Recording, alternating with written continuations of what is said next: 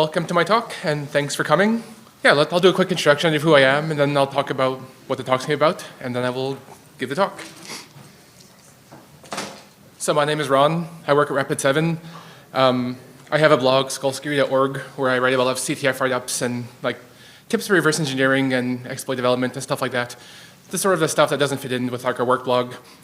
And then there's my various social links. I work at Rapid7. I'm a lead security researcher. I run the CTF at BSides San Francisco. I don't think my co-organizers are not here, so I can say I run it, but really, several of us run it. He's giving a talk downstairs right now. And I organize the LongCon, which is Winnipeg's conference. So we run that every second year usually. This is one of the on years. So we're just in the process of organizing that right now. I also have 2 pet birds, and sometimes I put them on lots of slides, but this time they're just on this slide. The one on the left is Clang, like the compiler, and the one on the right is Sharp, like C#, because we're nerds. They're green cheek conures, GCC. See? So this talk is about vulnerability research. As I said, I'm a lead researcher at Rapid7. A lot of what I do, it's kind of twofold. Part of it is taking end days, which this is, a vendor advisory, and saying, what's this mean to us and to our customers and to the community and stuff, and write about it. The other half of it's finding O days and disclosing our own things, which this is not about. So this is going to be about SonicWall posted a advisory saying there's 15 different CVEs in their GMS software. What do we do? So it's our process of how we read the advisory, what we think about, what we look for, how we get the patch, how we analyze the patch, how we kind of understand and contextualize the vulnerabilities, eventually how we write an exploit for it, which goes in Metasploit, and it currently is in Metasploit. So what is vuln research? This is kind of a quick intro, kind of boring work stuff. But my team does emergent threats. Emergent as an emergency. Things that we think are bad, as Citrix vulnerability or Outlook or various things like that that we think are going to get exploited in the wild, basically. Network edge devices. The big one this year is obviously managed file transfer, MFT stuff. I've disclosed, I think, 3 different sets of vulnerabilities in different managed file transfer stuff. So it's kind of been a big deal to us this year, especially. And we try to help our customers and also non-customers. Everything I do winds up public. We help people understand, is this an emergency? Is this hype? Should you patch? Should you take things offline? What's the deal with this vulnerability? So when a bad vuln comes out, we kind of do 3 things. If my boss saw the slide, she'd probably correct me and say there's a lot more to the process. But we kind of try to get a blog out quickly, within a few hours, saying here's what's going on, here's what we know from the advisory, from the POC that's published, from whatever sources we have quickly. And then which means me and my coworkers, Steven, we will get a patch or test a POC or kind of dig into what the vulnerability means.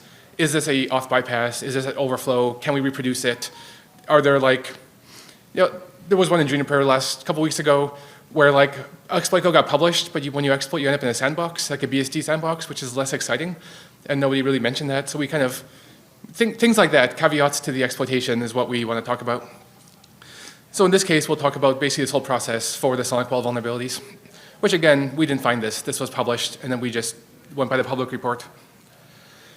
So it varies from every, my watch buzzes. I should not have this on. It varies from, I know Jeff will text me immediately if he knows that. So every project's a little bit different. We often have a vendor advisory saying please install this patch. We often have CVEs saying this is an auth bypass, or this is such and such. And we sometimes have old and new versions of the software. This time we do. We really want that. Sometimes a researcher publishes a blog, so one of our competitors or some independent person will publish a blog saying, hey, we hacked this and here's how. And that's often a very good starting point for us, rather than diffing patches. Sometimes you get detailed descriptions. Sometimes the vendor advisor will call out this endpoint is vulnerable, and that narrows things down a lot. They didn't this time. And sometimes it's a proof of concept. Somebody will publish something on GitHub, which we look at. We don't necessarily run untrusted exploits from GitHub for reasons I'm sure you're familiar with. But we'll use that to, especially if it's somebody reputable that we know, we'll use those as a basis and then write about it. And we always give credit. All of our stuff is very community focused, on my team at least. So this is the actual advisory. And I know the text is kind of small and it's not a huge deal what it all says. But I just kind of made a little slide where I did an animation. And I kind of show the things that kind of mean something to us. The first line, SonicWall proactively works to blah, blah, blah. That's just lawyer talk. But what I think is interesting is the software. GMS and analytics is a software. I have a mouse pointer, don't I? It was found by NCC Group, so it was found by researchers, as far as I know, was doing a pen test, but I don't know that for sure. It was disclosed to them as a core vulnerability disclosure. So it was like, it was not exploited in the wild initially that we're aware of. And they say it's critical, which is important to us. They have a P-cert, which is good. A lot of the vendors we work with just have a guy who takes vulnerabilities and fixes them. And like, this is all the kind of details that we want. And this is what kind of goes into the blog that we write, is like, what can we extrapolate from this? And sometimes it's wrong. Here's a list of CVEs specifically. It doesn't really matter which one's which. We'll get to them as we go. But the 4 I put in bold are the 4 we ended up using to write this exploit. And what's interesting is I ordered these by CVSS score. And like, SQL injection was 9.8, that's important. The auth bypass was 9.4, was important. But the command injection, which I think is the most important one, is 8.8 because it's post-authenticated. And it turns out when it's auth bypass and post-auth stuff, well. And then the very last one, the lowest one, pass the hash, was actually a key component of our exploit. So like, it's kind of a nice way to show that like the high CVSS aren't always the high risk things. I'm sure the others are important as well. We didn't necessarily find the others, but we'll see some of them. Often the hardest part of these projects is actually getting the software. And I actually want to thank SonicWall for having free downloads for their stuff. Many companies put this behind a paywall or only allow customers or whatever, in which case it's much harder to do this stuff. But SonicWall was nice. They let us download the software for free and also older versions, which was phenomenally nice. I promised somebody there were shenanigans onto a slide, and this is it. So basically, we published a blog. My boss wrote this, Caitlin, and we published this, I don't know, a few hours after we started looking at it. So this is like the basic information. We called the 4 vulns that we thought were the most important, which turns out they aren't, but like, what do we know? And we sort of say, like, here's what we think is going to happen and stuff. And as far as no, this was never really exploited in the wild meaningfully. So like, we predicted this would be exploited, and it wasn't. You never know. So we're going to look at the patch, because I think that's the most interesting part, is what they fix and how did they fix it. And I should say, it was on a slide earlier and I forgot to mention it. I'm going to put a link to these slides at the end. I have lots of tiny little links at the bottom of the slides to show where to get things or where to get more information. Don't worry about writing them down or anything. I will post the slides after. So this is a little montage of installing the software. Basically, what I want to get across is that I installed 2 versions. At the top right is my VMware Fusion. I installed Windows pre-patch, Windows post-patch, Linux pre-patch, Linux post-patch. What's interesting is the Linux ones come as a service, so an exe file that you install. The Linux one comes as an appliance with a login screen, and I actually never figured out how to log into it. I never actually got past the login screen. I got a root shell on it, but that's different. I'm sure I could have sped things up if I could log in, but whatever. Also, I had to post a screenshot where it says, like, firewall antivirus, please turn off your firewall and antivirus. I love that software still does that. So I install the software, I run the software on Windows because I can access the OS, and I say, what port's it listen on? And it says Tomcat, and I go, oh, Java. So I guess we're doing Java stuff, everyone. Surprise. So I get the files, I copy them from there to there. I don't know why I made these slides, I just like slides. So I grab all the jar files. I realize this room is really big and there's a lot of small text, so I actually have another window where I have like a lot of stuff just in my browser, or in my terminal. So I'll probably flip back and forth. But basically, somebody once told me they like seeing this exact command because it shows how I do stuff. So to reverse a Java project, I start by grabbing all the .jar files, and there's usually hundreds. I think in this case there's 222 of them. And lots of them are libraries, and lots of them aren't stuff that we care about. But if you want to actually understand how the software works, you often need the libraries, because you'll see an encryption routine, you'll look for it, and like, oh, that's in a library from Apache or something. So I just grab everything. I use this find command to grab everything called .jar and stick it all in one folder. And then I go, oh, there's a lot of these. So then I use a tool called CFR. There's lots of Java disassembly tools. Java is great for disassembling, unless it's obfuscated, which this wasn't, thankfully. There's JetBeans makes something that people use, Jet something, whatever. There's JetX, which is a great GUI tool. I like CFR. It's simple. I can use a command line tool. I can just run like CFR star.jar, give an output directory. It just works. And once the output from that, and that's where I have this monitor. I'm missing a right key on my keyboard because my bird ate it, so I'm working without. But you get this huge list of files, and like, what's the best way to do it? Fine, yeah. I knew I read this before. but you just get enormous amount of files, and just like tons and tons and tons and tons and tons and tons and tons and tons of files. And like the stuff's interesting, the stuff that's probably called the product name, which is SonicWall. So you'll see there's, even under SonicWall, there's, I pressed the wrong button because I'm missing a key. Yeah, you see a lot of stuff. So like, that's our starting point. So I do this for both the patched and the unpatched version. And then I use diff. I'm sure there's lots of tools for diffing code for like vulnerability assessment. I just use diff on the command line. It's easy. 18,000 lines of diffs. There's a lot of diff. I have the file open right here. Go to the top. Yeah, this is what the file looks like, and it's just like pages and pages and pages and pages of diffs. And some of these are important, some of them aren't. We'll look through some of these. I don't want to spend too much time showing code because it's kind of boring, but I think it's also the important part. So let's see. I wrote down the line numbers for things. All right. So I'm just going to go through this, and hopefully this is somewhat readable, and kind of scroll through a bit. So this is what I kind of ended up with. I'm like, OK, here's a big diff of all the changes I made. What stands out to me? So scroll a little bit, and pretty quickly, you're going to see Tomcat Manager password equals C6CC. I didn't even call that on my slides because I think I talk about that later. They added two-factor, so a lot of the code they added is two-factor auth stuff. So that's things we can ignore. The next thing we see is another hard-coded password. So they changed from 2D26 blah blah blah to PG admin password. Presumably they changed from a hard-coded password to a configured password. And 2D26 looks like an encrypted string, and if you scroll down a little bit, I'm not sure if it's in this, but there's a thing that decrypts the string. So I did it myself. So I made a tool called decrypted.java, and I couldn't actually get it to work in like Java in my own like Ruby code or whatever.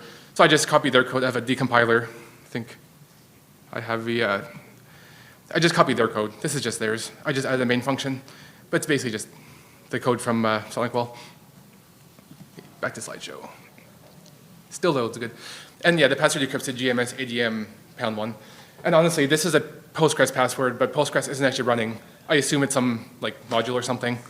This ended up being a really boring vulnerability. So moved on. So if I can get to line 239, I know if I just scroll, I'll probably find it, but I wrote down things. 239, we see CMD blah, blah, blah, plus regex. That sure looks like command injection and is. So that's probably the command injection CVE, post-authenticated command injection. What's important, I'm not sure if I can actually see it in this, but it's in an endpoint, it's in /appliance. And /appliance is going to matter later. So okay, that's shell injection. What else is there? Scroll, scroll, wrong button still.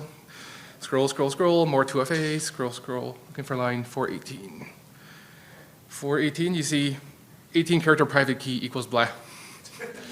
It's 18 characters, not so private. So this is CV 2023-34123, predictable password reset key. And as far as I can tell, this one's not super interesting because it only works if the box is unregistered, so if it's like brand new. So like, kind of cool, they fixed it, but like, not that exciting. Then we scroll some more. This is line 7 something. Scroll, scroll, scroll. Where is it? 759, went too far. 729, we see something called directory traversal check equals blah, blah, blah. So like, directory traversal stuff, that's probably CV 34125, post-auth directory traversal. And this goes on and on. Like I did this for 2 hours and copied everything that looked interesting. I think I have one more in my notes, which is 1603. Let's go jump ahead to 1603. A SQL query went from concatenating strings to parameterized strings. SQL injection. So I kind of went through and found like dozens of instances of SQL injection, hard-coded keys, all these things. It was just too much. Like, too many vulns for me, which I've never said. And like, even at this point, we're at 13%. Like, we have a long way to go if we want to do it this way. Oop, wrong button. So like, we found post-auth command injection. That's probably what's going to get us a shell. So let's kind of focus on that and see how we get from nothing to post-auth command injection. Several of the vulns were called auth bypass vulns. Sounds good. So I put together a plan, and this plan is going to get more complicated as we go, because the vulnerability gets more complicated as we go. So going back to the diff, I know where to find this from doing it, but if we search from the bottom for the word auth, we see get auth key with what looks like a secret. I guess secret's the wrong word, but what looks like a string of characters that are kind of random, but they held shift and pressed buttons on their numberhead. So the question is, where is this used? It's used in a file called MSW authenticator in a function called authenticate. So the authenticate function takes a username, a domain name, and a hash, and we'll see where those come from. And then this line here calls get auth key with domain name, which I'll tell you is user controlled. And then this next parameter is a private key, which is not private, it's up here. And that calls this function get auth key, which does hmax SHA-1. I can do hmax SHA-1 with that key, so I did. If you ever want to look at these slides again, I screenshot all these things, but it's a little bit bigger if I do it like live, so I'm just doing that.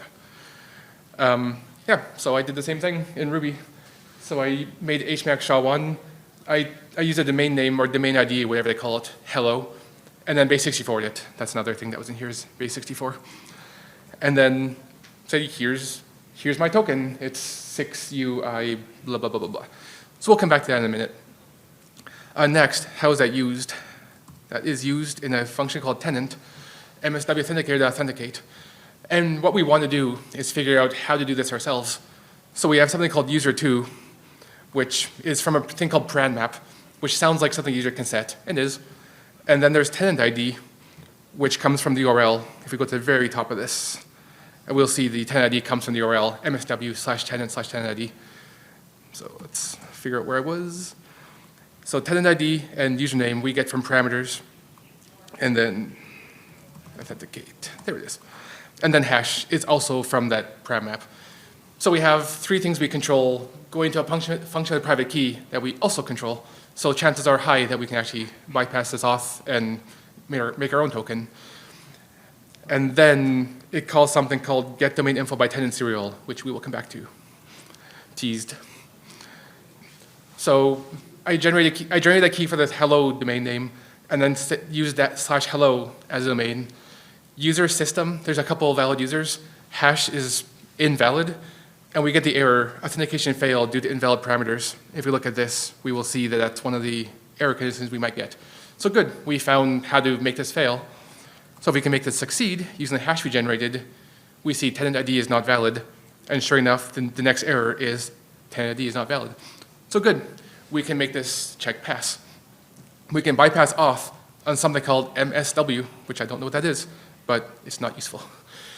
So I bypass auth on a web services endpoint that can do a few things that don't matter. It's like, okay, that was a waste of time, but not really. This is really small, but there's another CV, hard-coded Tomcat credentials that we saw at the very beginning of the thing, which lets us view localhost/server, service, something, I didn't write it down, manager, localhost/manager. It only works on localhost and only works with the hard-coded creds. Barely matters, they fixed this, it's a CVE. But what I found out on this was there's 4 different endpoints, /appliance, /manager, /sgms, if I can't read this, and /ws. We bypass auth on /ws, WebSockets, web services, something. We actually want appliance. Appliance is where the shell injection was. So like, well, we're in the wrong place. On these different services, as far as Tomcat's concerned, these are entirely different services, different cookies, different logins, different auths, different everything. What they do share is a database. And one of the things we talked about was SQL injection. So let's find SQL injection. This was like a little bit hard because they fixed every SQL query in the entire software stack. They switched to parameterized queries, which is great. That's what they should do. But it also means I'm not sure which ones are actually accessible by us. They didn't just fix the ones that attackers can use. So I teased earlier, oops, I'll learn the right button eventually, I swear. The get domain info by tenant serial function. Let's look at that. Here's concatenate select star from table where serial.append tenant serial, which I control. All right, SQL injection. Oh, that was easy. So yeah, a pretty typical SQL injection query. And like, to be pedantic, this is an authenticated SQL query because we use the auth bypass. There's almost certainly ways to do this without the auth bypass. I didn't find them, so this is what we used in our exploit. So we can use the SQL injection to pull out anything from the database, including passwords. So I made a query that select ID concatenate with password from users where is_min equals 1. And then I get the username admin and the password 5F4D, which nerds here might recognize. I put that into the most advanced password hacking tool I have, Google. Thank you. And that's the MD5 for password. Cool. And that's, to be fair, that's my password. I use that password to create the hash. So that's not their fault, that's mine. It's also a default password, but they make you change it. I just changed it back to password because I didn't remember something. So we have a username and we have an admin password hash. We can crack a hash, but if they used a decent password, unlike me, it's going to be hard to crack a hash. Or at least it's not going to be easy to crack a hash necessarily. It's raw MD5, which is about as easy as it gets, but it's still not trivial. I don't want to have to crack hashes in Metasploit module. So what do? Well, another vulnerability released was called client-side hashing function allows pass the hash. That sounds good. What's pass the hash? Anyone who does Windows stuff will recognize this as a famous thing on Windows. Basically, a pass the hash lets you authenticate with a hash rather than with a password. So if you know the hash, you can authenticate. We have a hash. Cool. Let's see if we can find the pass the hash thing. This is where I stopped looking at the diff because the diff was too long. I didn't really know what to look for. And instead, I just logged into /appliance using my username and password. So I logged in as admin, which this is an output from Burp Suite. The username is somewhere, or not. Oh yeah, appliance user equals admin. So I'm logging in as admin, and it has password equals 5F4DCC. That's the MD5, and that's actually ignored. It doesn't actually use that field at all. And I think it's supposed to be censoring the field and not, which is a different story. And then you see client hash equals BD3A at the bottom there. That's the hash that's actually validated. If I intercept this in Burp Suite and change that, the login fails. So I knew from that that was the actual thing used for logins. So what happened? So where's that value come from? Yeah, and I should say, if I change the password hash for 5F4D stuff, nothing changed. It still worked. So it's clear that wasn't being used. So this is JavaScript code. Now we're going from Java to JavaScript. This is what runs in the browser. So you'll see a thing called client hash. Client hash.value equals get password hash document.login appliance password.value, which is the value you typed in, so that's the word password. And it passes a number. In this one, it's 6066094, blah, blah, blah, blah. That changes every reload, and that is apparently stored in your session, because if you use the wrong one, it fails. So that's going to be like a seed value or something, just like NTLM on the network does that sort of thing. And then the actual get password hash function, basically it takes the passphrase, which is the word password, and random number, which I think is supposed to be random number. It takes those two parameters, and it just calculates the MD5 at passphrase, which we know that. That's the value we just stole from the database 3 slides ago, 4, 5, 6, whatever, lots of slides ago. And then it sets internal page hash to the MD5 of the random number, which is a 6066 value, concatenated with the MD5 passphrase. So we can calculate stir internal page hash there without ever knowing the password. All we need is the hash to calculate that. And that is the CVE34132 client-side hashing. So that means that if we get the password from the database, we can now use that password to log in to the appliance thing. Getting close. This is what we're looking for.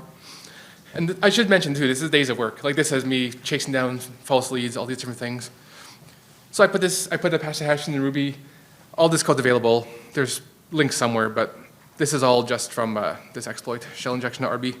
So if you ever want to see this actual code all at once, it's available. Back to slideshow. Yeah, so we can use pass the hash and authenticate. So now, this is where I'm really sad. My friend David, he's presenting downstairs right now in the workshops, because this is the thing he made fun of me for way in the past when we worked together. But there's this function. So this is on the path to the shell command injection that we saw from the web handler. Basically, it does is if appliance util.isWindows print this operation is not supported on Windows, and then redirect you to failure.jsp. What it doesn't do is stop executing.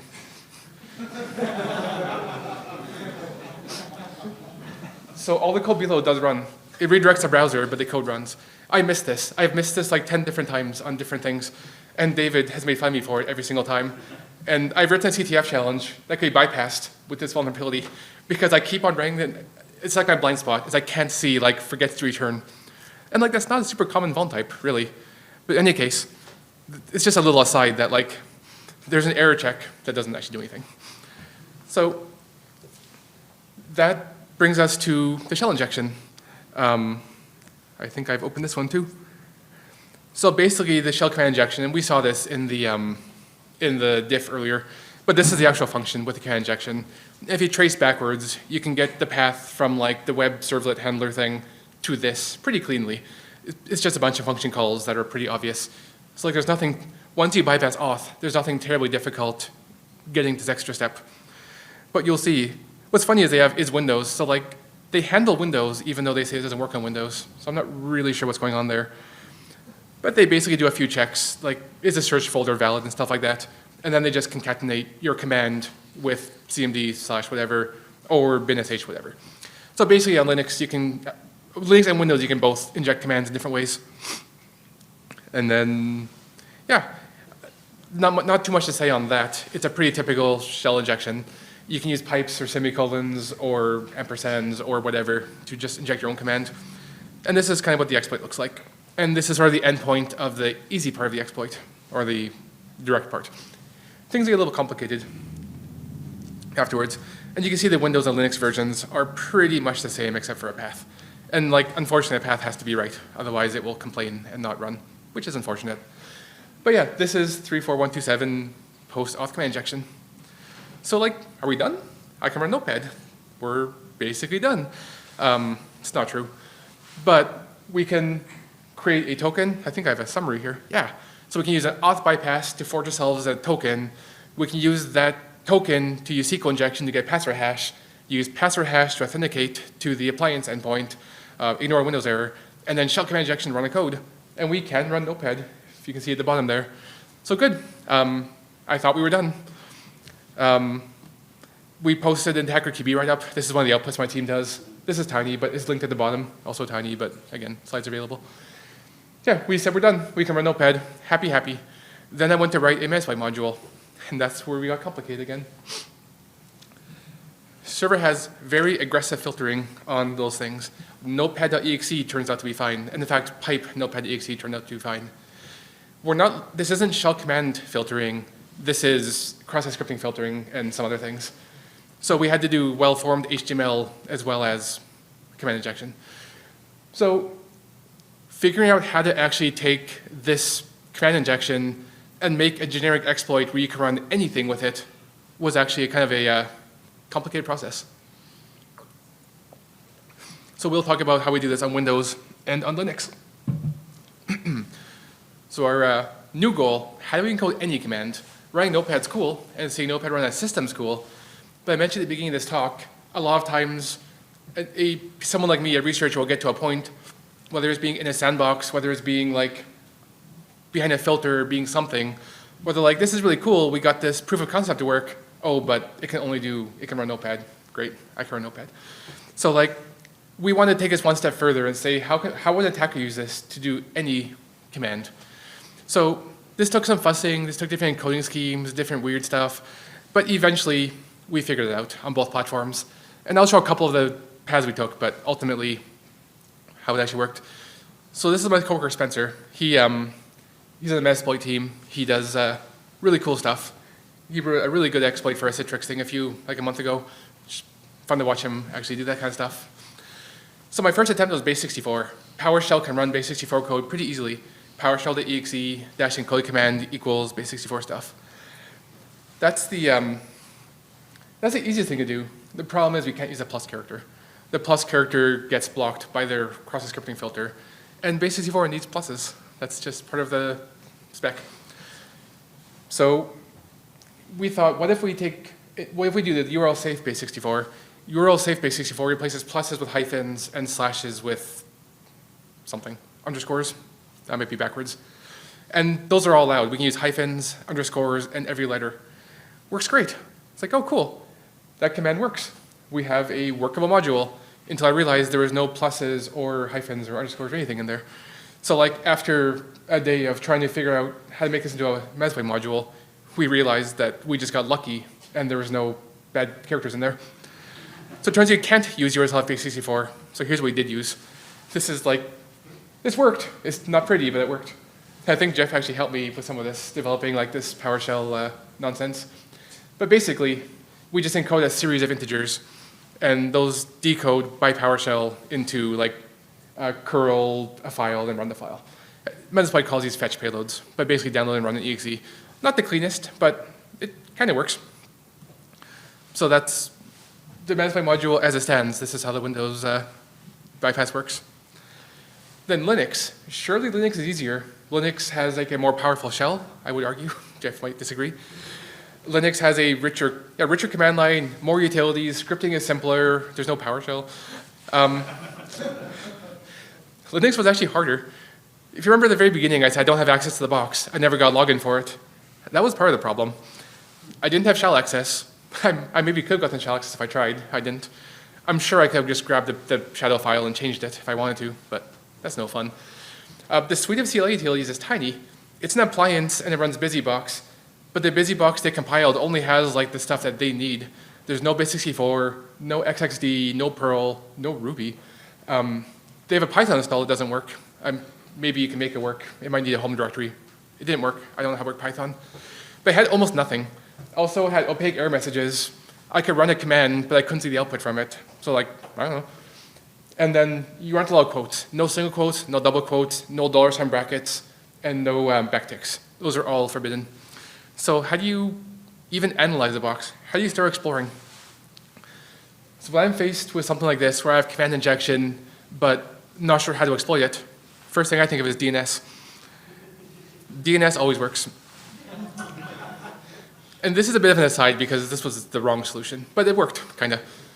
So I did who am I, and I piped into that little thing there with the squiggly brackets and read, blah, blah. That just reads the output of the command into a variable on sh. This is also sh, not bash, which is another problem. But it reads that variable into new test, and then pings new test at skullseclabs.org. I could and have done a whole talk on how this thing works. But skullseclabs.org is a domain that I own, and every request for that domain goes to me. So therefore, if somebody pings abc123.skullseclabs.org, I will see DNS requests for that and respond with an error. But I'll see that it happened. So on the bottom, you can see the output from a tool I wrote called DNS logger. And if you ping the result from whoami.skullseclabs.org, it does a ping for root.skullseclabs.org, which tells me the output of whoami is root. So you might wonder what else I can do with DNS. Did you know you can do slashes in DNS? I didn't, because it crashes my tool. But I can do which ping, and then ping which ping.skullseclabs.org, and it will get a ping request for /bin/ping.skullseclabs. This is going through DNS. Like somebody at like who runs DNS is like, what? Slash? But it works until you get to my software that crashes. Anyway, so you can use which ping and see that there's ping there. So I spent like a half day doing like DNS shenanigans, and it was fun, but like I realized you can read log files off the machine. So I realized later I could just ls, pipe it into a log file, and then download the log file. So this is the way it actually, like DNS was fun, and I'm like, oh, this will make a good talk, but it doesn't because that was not the right way. But so that's the output of like the ls command. And I write a bunch of commands this way to kind of explore the system, figure out what I have access to, figure out what tools exist. I realized way later that this runs in Java, so I clearly have access to Java somewhere on the file system. But thankfully, I didn't remember that and didn't have to write Java. Someone afterwards was like, why don't you just use a Java shell? I'm like, oh. This output doesn't matter. This is a big list of commands that are available. And basically, I said, okay, which of these? Like, there's bunzip. Could that be used to stage something? There's grep. There's MD5 some. Can I make and there's lots of stuff. And what I ended up settling on was UU encode and UU decode. The UU encode decode is like an old MIME thing that is still base 64, but like base 64 requires plus characters. Plus characters aren't allowed, but this is Linux. I can do this. So there's the payload. I think yeah. So basically, this runs bash. It makes a variable called plus that uses base 64 of plus to set the plus variable. And you have to do a bunch of special formatting. They like begin dash base 64 755 equals nonsense. That's all part of UU encode's format. There might be better ways to do this. This is what worked for me. So it basically uses UU decode to get a plus sign into a variable, and then another UU decode with a variable sort of embedded to bypass that filter. And this works. This bypasses the filter. It basically writes to a file and then runs the file, just like Windows. It uses coproc, which is a thing I never heard of until this project, to run it in the background, so it doesn't actually like hang the server. And then it removes the file. And Linux is cool because you can remove the file while it's running, and it'll just keep running because magic. Yeah, this ends up working. And this is getting kind of close to the end. I think I'm ahead of schedule, which I thought I'd be behind schedule by now. Let's see. So here's the Metasploit module I ended up writing. So this is public. This is in the Metasploit repository now. It was actually handy. Windows and Linux had different titles, so I was able to distinguish which one's which based on the title, which was kind of cool. The secret key, which came from the file that we saw. Basically, this is all metadata nonsense. Being able to set the URI, being able to set the directory, stuff like that. It's not terribly exciting stuff. There's a check function. The check function just basically validates the software is running. There's no version check that I could find, so we just verify the software is running or not running, the end. And then get password hash. This uses that SQL injection we saw. It's a union select. We need the ID from the domain, so it selects the ID. That's just part of the query. These fields don't matter. And this is where we concatenate the username password. We saw this earlier. And then we make a token. This is the other thing we saw where we could forge a token using that the not secret key from earlier. And then, yeah, we use that to get the username password. That all works. Sandy checks. Yeah, basically we get the password here, found an account. I can actually run this because the server's not running on my laptop. But then using that token, we authenticate. The thing we saw earlier, it grabs that hashing token from the page, uses pass the hash to create our own token, blah, blah, blah. And then eventually we execute either the Windows command, this is how we generate the PowerShell command from earlier, or the Linux command, which is, have a big explanation of why I did this nonsense. But this is actually the Linux command before it's all escaped. So it's actually a lot prettier. You see it sets the plus sign, it uses the plus sign as part of the encoding, blah, blah, blah. Yeah, this is what it does. And these both run quite stably. No real problems there. Anything else? Nope, that's the last of that. So yeah, on Windows we use integers. On Linux we use uencode. Both. What's really cool about both is you can encode any command you can imagine. So like both of them can run any remote command. This is the output on Windows. I know it's tiny. It doesn't really matter, but that's what the Metasploit module looks like when it runs. This is what it looks like on Linux. And yeah, so this all in all was a 2-week project summarized in 38 minutes. Oops. For this project, like I said, we had a patch and advisory and not much else. There's been times we've had a lot less. There's been times we had a lot more. I guess since I'm early, I'll just mention that my blog, skullsecurity.org/CV, if you're curious about the stuff I've done, everything I've worked on at Rapid 7 and otherwise is on here. Links to all my analyses, vulnerabilities I discovered, vulnerabilities I analyzed, lots of junk. Going back to my old StarCraft hacking days from 2009. Yeah, feel free to check that out. But what's kind of cool is that while I was doing this, another company called Grey Noise launched a tool called Sift. And their very first example, in the tweet from the CEO and everything, I saw there's a GET request that looked like SQL injection for ws/msw/tenant/union. Like, oh, that's my exploit. So I guess since this was released, people are actually scanning for it. So if you run SonicWall GMS or analytics, you should probably make sure you're patched. Yeah, this is my contact info. That QR code will lead you to the slides. That tiny URL at the bottom will lead you to the slides, probably. My email, Mastodon, Twitter, still up. It's an old joke. Blue Sky, I have tons of stuff. So feel free to take a picture or use a QR code. And yeah, we have time for questions.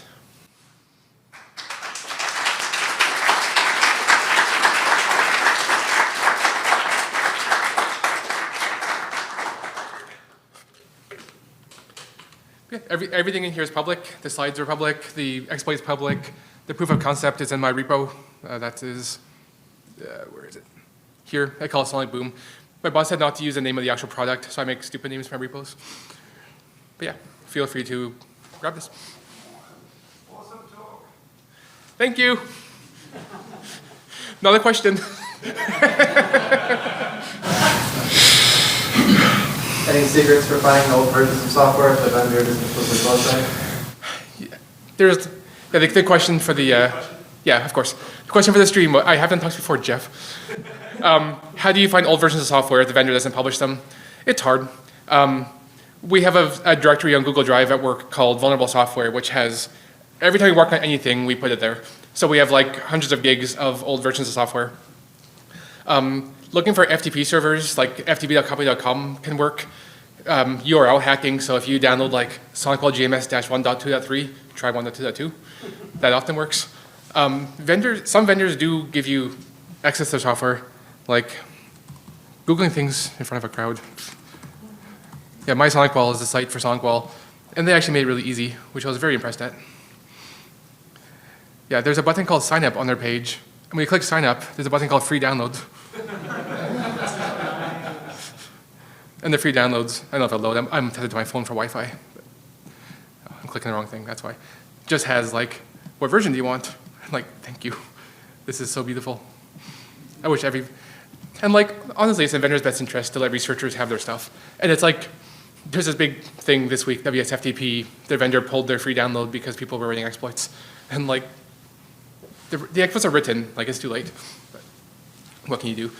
Yeah, sometimes, like there's a loose community of people who do this stuff. And if I see like company X, who I know people at, develop the initial exploit, I can text my friend and say like, hey, do you have the software? And like, it's all very gray markety stuff. But we don't usually register it. Like usually installing and not registering is enough. I've heard some people use the cheat code of virus tunnel intelligence because somebody's uploaded all of the installers for whatever reason. Yeah, if as Jeff said, if you have like a SHA-1 or a file name or something, you can often get it from VirusTotal. I think there could be a whole talk in how to get the software. And like, sometimes that's half the project is getting the software, honestly. Yes? How long did it take you to do this whole process, like from start to finish? And how long did it take you, just on average, for exploit? So the question is, how long did it take me from start to finish of this process? This one was about 2 weeks, and there were two of us working on it for a lot of that. So it took two people about 2 weeks to get from beginning to end. Getting the blog out is a few hours. Getting the POC running and stuff is usually like a week, maybe 2 weeks. And then Metasploit module, if we have time and it makes a good module, another couple days usually. We also pass out the Metasploit module to their team, because my manager manages me and the Metasploit team, but we're not the Metasploit team. So like, sometimes we write it, sometimes we let them write it, sometimes we don't write it. It all really depends. Yeah, sometimes like MoveIt back in like early this year, that took like a good 3 weeks or something. MoveIt was a pain. And that was actually a thing I wanted to mention when I was talking about like diffing the patches. Like this patch diff was 17,898 lines. MoveIt's patch diff was like 20 lines. And it took me way longer to develop an exploit for MoveIt because it was super unclear the changes I made compared to being able to run code. It made no sense how to get from one to the other. So it took like, even a lot of good people, it took weeks to get that out. So like, it can be that complex. Sometimes Go Anywhere was a managed file transfer from early this year. And from a vendor advisory that just said this endpoint is vulnerable to code injection or to code running was like half a day. Like it said this endpoint is vulnerable. I looked at the endpoint and it said deserialize this post request. I'm like, oh, so I use YSOSerial, generate a malicious serialized object, do the post, get code. So like, it really varies. Sometimes it's simple, sometimes it's complicated. You just never know. Another question? The question is, does this job stay interesting or do I get bored to tears? Both. I appreciate there's a lot of variety, and there's like a lot of pros and cons about these things. The variety is that like, when there's a bad vulnerability, we'll spend like, drop everything, spend a day, week, 2 weeks working on this new thing. And there's a lot of like, there's some adrenaline, our competitors are working on these, we're working on these, there's like information being slowly coming out. You're like solving a mystery, like what's this code do? Like, why are you making this change to the like localhost only code, even though there's no localhost only component, which was MoveIt? Like, it's a mystery to solve and a puzzle to solve, and it's really cool. And then when there's no like ETR burning, no emergent threat that we're worried about, we're doing OD research, which is often like very self-directed. Software we think is important, which for me this year has been managed file transfer. Grab the software at more or less my own pace. Like, take it apart, figure out what the vulnerabilities are, find some 0 days, report them to the vendor, argue with the vendor, disclose things. It's very self-directed, so I get to work on what I think's interested. My coworker Steven has been working on like Pona-owned stuff, which is like a whole different thing, is more embedded and stuff like that. So like it stays, I think the variety keeps it interesting. It's certainly tedious sometimes when you're kind of especially when you have like 18,000 lines to go through, it's like, when's this gonna end? But like, I think it's really neat that in addition to like doing the actual technical stuff and reversing all that, I then get to like write a blog about it. I love writing. I have my own blog. I have my Rapid 7 blog. I get to write about it. I get to do talks about it. I love like, how can I take this like 2 weeks of banging my head and make this into like something interesting that others can learn from? You know, make some jokes, show some like code, and like being able to do a bunch of different things. I do like a high-level blog, a low-level Hacker KB. I do like a mixed talk. I think it's the best that I get to like do a huge variety of stuff. I also really appreciate that my team at Rapid 7, they know that we're deep dive research and they don't give us strict timelines. It's kind of like, if I feel like I'm gonna make progress, I can keep going until I don't think I can make progress. And there's been times we've given up, and usually just after giving up is when I find the actual vulnerability, which that was Citrix something last year.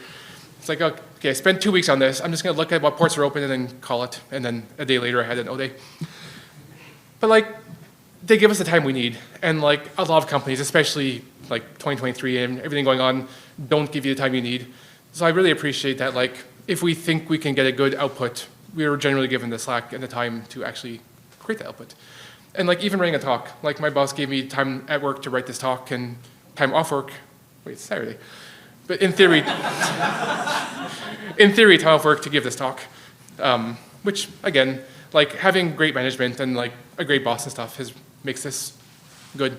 This could easily be tedious if I was like being rushed, like you have 1 day to write this analysis. That'd be much worse. Yeah. The question is, what's the ratio of when we get to read the code and when it's a binary? Enterprise stuff is largely Java, and Java decompiles pretty cleanly. So I think, do I still have my CV open? Yeah. So like this year, stuff I discovered. So Unidata Universe, that was a binary. That was like a Linux executable. That was really neat. That was like reversing a protocol. GlobalScape was Java. Nope, that was C++. So that's 2. JScape, that was deserialization. That was Java. So 2 binary, 1 code. And then of all the ND analyses, Go Anywhere was Java. Managing was Java. Was .NET, I think, or Java, I forget. FastPex, that was Ruby, which was really strange. I didn't know anyone wrote things in Ruby besides me. Apache's thing, I don't even remember what this was. MoveIt was, this was .NET and also something else. Yeah, there was low-level and .NET stuff, so this was both. VMware, I think, was Java. Citrix, Citrix was a binary. So I'd say, obviously, the SonicWall thing we just looked at was Java. And then Juniper JWeb? I did this like less than a month ago, and I forget what it was. But I would say about 50-50 is what it sounds like, just from complete guess. I think this one was also, I don't know. I'm not sure I actually reversed this one. I think I just used somebody else's exploit and wrote about it. But yeah, I'd say about half and half between like low-level and high-level code. I feel like the enterprise stuff typically trends towards high-level stuff, like .NET and Java. I typically trend towards low-level stuff. I like protocol parsers. One of my favorite projects was that one I just talked about, the Unidata, stuff, because I implemented their whole protocol, and it was complicated. Like it was a lot to it, but like reverse implemented their entire protocol and found auth bypasses and overflows and all kinds of stuff. That's what I like. I like working in IDA. I like using a debugger. I like understanding a bunch of like ridiculous assembly code. But realistically, most vulnerabilities that come out aren't in this level of code. Most vulnerabilities are deserialization these days, but are in like Java, .NET code. And I think part of that too is like mitigations. It's much harder to write exploits for C code these days because compilers add like stack canaries and the various different like non-executable stacks and all these things make things, it's much, much harder. Unless it's Citrix, in which case you can run code off the stack still. That was Citrix? That was, where did Citrix go? Down? To no, up. Yeah, this one was literally run code off the stack level of vulnerability. It was unbelievable. I don't think I've ever written an exploit in my professional career, except in CTF, where you could run code off the stack, except for this one. So, yeah, this was neat. I also got to pair up on this one. Usually, there's 2 of us on my team. One of us is European, and I'm Canadian, but I live here.